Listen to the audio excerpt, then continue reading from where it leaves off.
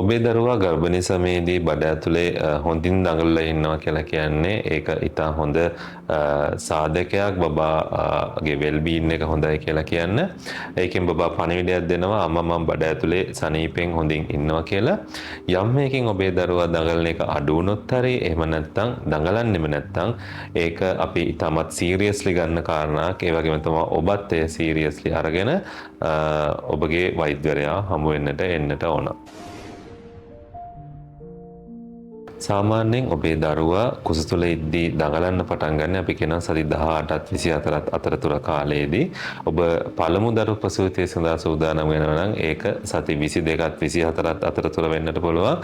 එහෙම නැත්නම් ඔබට මීට කලින් දරු ප්‍රසූතියන් වල අත්දැකීම් තියෙනවා නම් එය සමහරට සති 18ත් 22ත් අතරතුර කාලයේදී ඔබට මේ බබාගේ පළමු දැඟලීම තේරෙනවා. ඊට පස්සේ ක්‍රමක්‍රමයෙන් අවසාන ත්‍රෛමාසිකය දක්වා යනකොට මේ බබා දඟලන වාර ගාන වැඩි වෙනවා. ඒ කික්ස් ගොඩක් ස්ට්‍රෝංග කික්ස් කියලා අපි කියනවා. වඩා වැඩිපුර ත්‍රීව්‍රව දැනෙන්නට පටන් ගන්නවා. මෙහිදී ඔබ වඩාත්ම සැලකිය යුතු කාරණාවක් තමයි දඟලන වාර ගාන වගේම දඟලන පැටර්න් එක.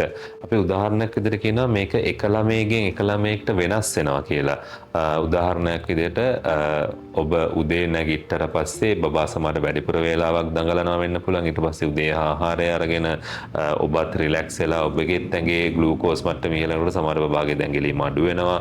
නැවතත් දවල් කාලේදී නැවත වැඩි වෙනවා. ඒ වගේ යම්කිසි පැටර්න් එකක් තියෙනවා. මේ පැටර්න් එක අම්මලා දන්නවා.